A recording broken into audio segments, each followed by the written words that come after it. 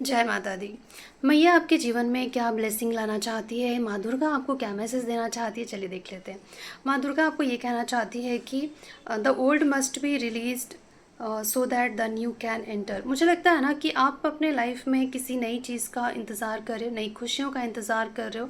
Blessing अगर आप अपने लाइफ में चाहते हो, आप चाहते हो कि मेरा सिचुएशन चेंज हो, अगर आप चाहते हो कि मेरे जीवन में मुझे एक नया मौका मिले, नई शुरुआत हो मेरे जीवन में, तो देखिए उसके लिए तो पुरानी चीज़ों को हमें एंड करना ही पड़ता है। ऐसा लगता है ना कि कुछ चीज़ें कुछ लोगों के लिए हो सकता है कि आपकी लाइफ से कोई चीज़ें चल गई है, कुछ चीज़ कोई रिश्ता एंड हो गया है, कोई सिचुएशन ऐसा था जो अब शायद एंड हो चुका है या एंड करने की ज़रूरत है, पर कहीं ना कहीं आप उस चीज़ को एंड करने से पहले बहुत ज़्यादा सोच रहे हो, या आपको लगता है कि चलो ठीक है ऐसे ही चला लेते हैं, या फिर होता है ना कि कंफर्ट जोन में आ जाते हैं हम कि आदत है, रहे हैं तो कोई बात नहीं, मतलब हम ना छोड़ रहे हैं और ना उसमें जी पा रहे हैं। तो ऐसे कुछ मुझे यहाँ पे दिखाई दे रहा है। तो माता जी आपको कहना चाहती है कि अगर आप चाहते हो कि आपकी लाइफ में कुछ अच्छा हो, कुछ नया हो, तो पुरानी चीज़ों को तो एंड करना ही पड़ेगा। Ending and beginning. लेकिन एक चीज़ आपको ख्याल रखना होगा कि कुछ ख़त्म होता है तो कुछ नया शुरू भी होता है। हम इस बॉडी में अगर छोड़ते हैं इस शरीर को, तो एक नया शरीर धारण भी करते हैं। तो मैं ये आपको कहना चाहती है, एक तो ये साइकिल है, तो इतना ज़्यादा क्यों सोचता है इंसान भाई कि ये चला जाएगा, ये एंड हो रहा है, ये हो रहा है, वो हो रहा है, ये जा रहा है, वो जा रहा है, इतना क्यों सोचते हो? एक चीज़ तो जाएगी तभी नई चीज़ आती है। तो किसी भी चीज़ को, मुझे नहीं पता क्या चल रहा है आपके लाइफ में, लेकिन कुछ है जो आपको एंड करने की ज़रूरत है। या फिर ये हो सकता है कोई ऐसी एनर्जी है, कुछ ऐसी यादें हैं, कुछ ऐसे पल हैं जो आपने, या तो अच्छे हैं या बुरे हैं, लेकिन आप छोड़ नहीं पा रहे हो, उसी एनर्जी में टंगे हुए हो, और आपके प्रेजेंट को और फ्यूचर को भी ख़राब कर रहे हो।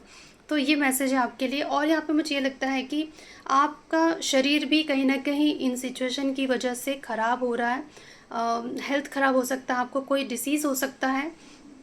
तो मैं कहना चाह रही है कि चेंज कीजिए।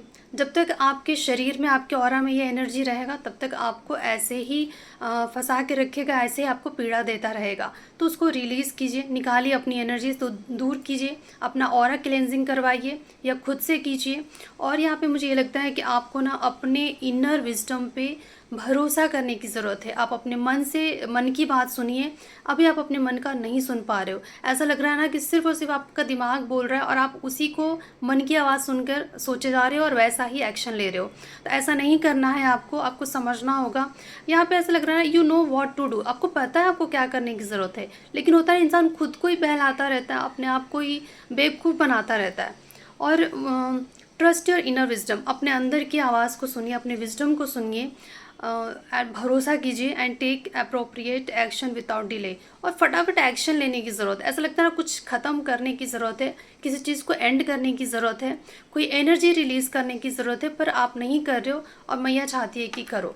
और यहाँ पे ये लगता है कि कहीं ना कहीं मुझे ये लगता है कि आपके पास्ट से कोई चीज़ें आई है, पास्ट लाइफ का कर्मा था ये, और आप फिर भी बहुत ज़्यादा अटैच हो चुके हो इस इंसान से या इस सिचुएशन से, और रिलीज़ नहीं कर पा रहे हो। अम्मा चाहती है कि आप करो, थोड़ा समय आप अकेले में बिताइए, थोड़ा सा मेडिटेट कीजिए और ये चीज़ों पे ध्यान दीजिए। मतलब जब आप अकेले रहोगे ना, जब इंसान मेडिटेट करता है तो समझता है कि चीज़ें क्यों हुई, कैसे हुआ, मुझे क्या करना है क्या नहीं, फिर एक्शन ले पाता है, आसानी हो जाती है। तो प्लीज़ मेडिटेट करें, मैया आपको यही कहना चाहती है। जैसे आप ये कर लोगे, ब्लेसिंग अपने आप आ जाएगी आपके जीवन में। Thank you so much.